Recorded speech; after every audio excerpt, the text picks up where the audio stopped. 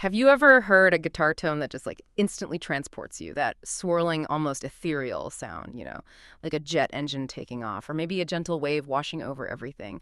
It's the kind of sound that can absolutely define an era, maybe a genre, or even just one iconic track. Today, we're plunging into the story of one such piece of gear.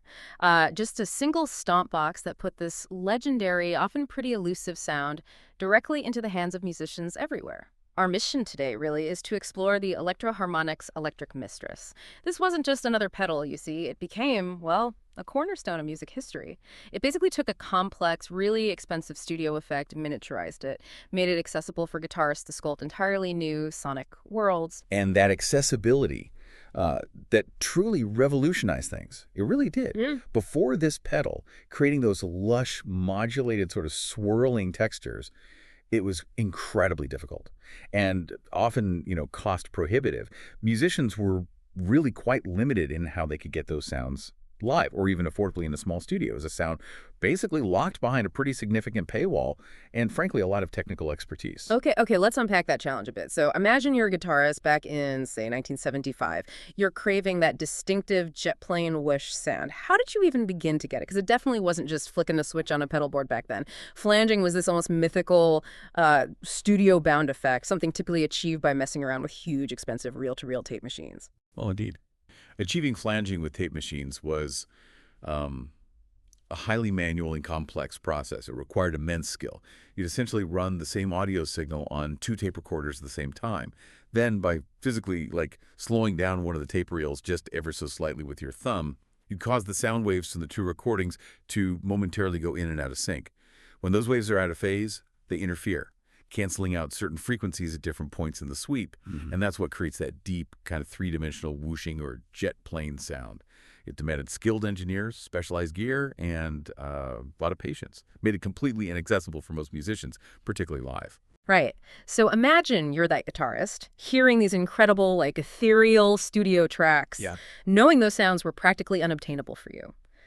Then, almost like magic, Electro Harmonix EHX steps onto the scene in '76 and unveils it, the Electric Mistress. This wasn't just another pedal, it was like a revelation, that aha moment that put that mythical studio flanging right at your feet. It was the world's first flanger in a stomp box format. That's a major, major innovation. Really shifted the landscape of guitar effects. And the brilliant mind behind its design, that was David Cockrell. He was truly instrumental in shaping EHX's legacy. I mean, he engineered other iconic pedals too, like the small stone phaser. And the revolutionary 16-second digital delay. So his pedigree, well, it speaks volumes about the ingenuity that went into the Electric Mistress. It really was a cultural shift, wasn't it? EHX didn't just democratize an effect, they democratized, creative control. Suddenly, that shimmering, sweeping sound wasn't just for the biggest studios and the wealthiest artists anymore. It was for anyone with a guitar and a desire to experiment. It allowed for spontaneous sonic sculpting live, freeing musicians from the studio's confines and truly putting a new palette of sound directly into their hands. It's easy to just marvel at the sound, but what was the actual engineering genius inside this unassuming metal box? How did they manage to miniaturize something so complex? Let's dive into the core tech. Okay, so the original circuit of the Electric Mistress was built around a component called a bucket brigade device, a BBD. Think of it like a chain of tiny linked capacitors, almost like a line of buckets passing water, or in this case, electrical charge, from one to the next. As the electrical signal of your guitar's sound moves down this bucket brigade, it experiences a slight, continuously varying delay. This analog delay is what creates the true flanging effect, that rich, warm sweep that felt, well, far more organic and alive than many of the later digital versions that came along. It was meticulously designed to create those specific phase effects, which are quite distinct from a simpler chorus or vibrato. Right. And the controls themselves were surprisingly intuitive for such a, sophisticated effect. They gave musicians immediate access to a whole world of sound. If you're picturing this pedal on a stage, let's maybe break down those three crucial knobs and how they interact. You had rate, which, well, as you might guess, controlled the speed of the modulation, how fast that whoosh or shimmer cycled.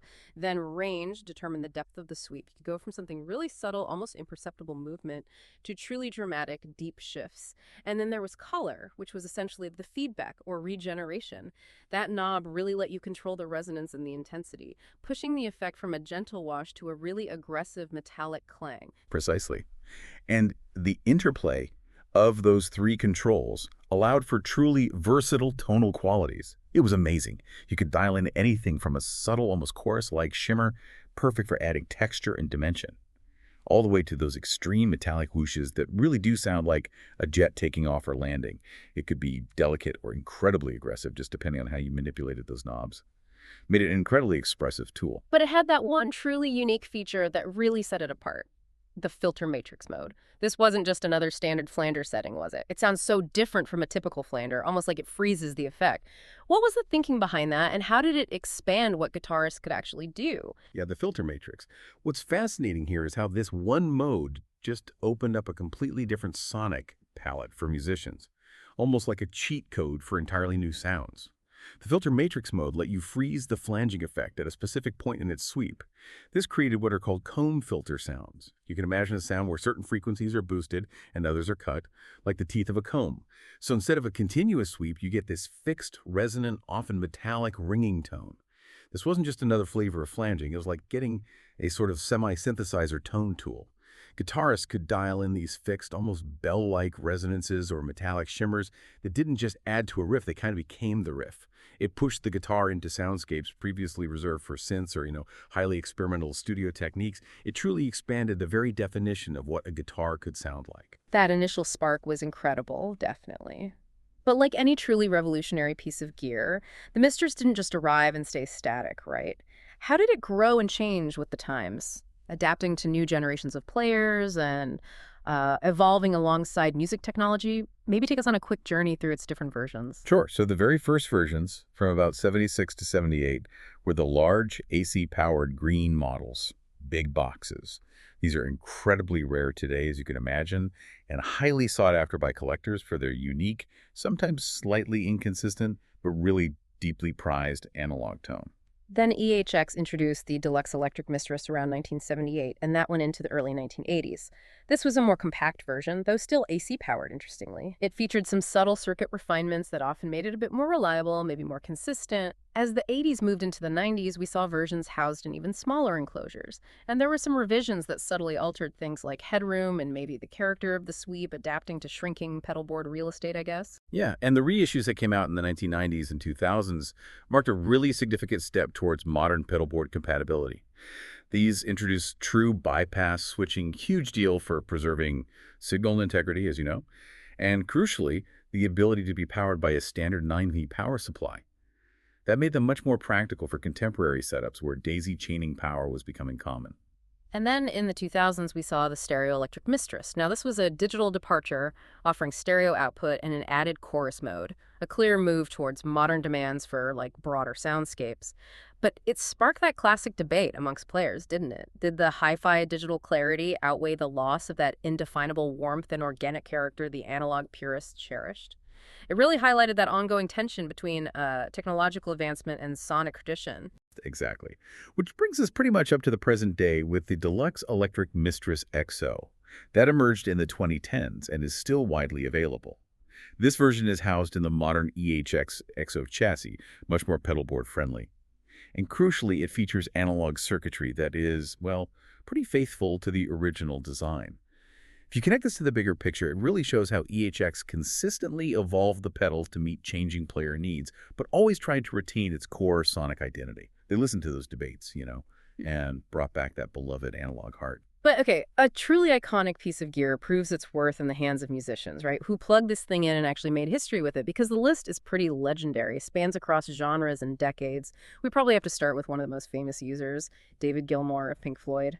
His atmospheric, soaring tones on albums like Animals and The Wall are just instantly recognizable, and the Electric Mistress played a huge role in achieving those expansive kind of watery soundscapes. Oh, absolutely, a defining sound for him. And then there's Andy Summers of The Police. He used the Electric Mistress extensively to craft his distinctive, shimmering, almost bell-like textures. It became such a hallmark of the band's minimalist yet incredibly effective sound. He often used it to create these rhythmic, almost percussive flanging parts that were entirely his own thing. Yeah, totally different vibe. And you also hear it with Jay Mashis of Dinosaur Jr. He used it for those more aggressive, like jet-like sweeps that became a signature of his alternative rock sound. It's a completely different application than Gilmour, which just showcases how much sonic territory this one pedal could cover. For sure.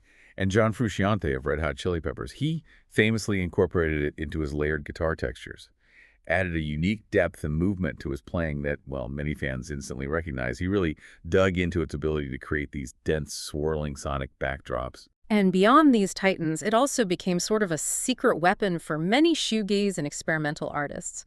They were particularly drawn to that filter matrix mode's metallic resonance, weren't they? It just goes to show its versatility across so many different genres, from prog rock to punk to, like, hazy soundscapes. Which kind of raises an important question.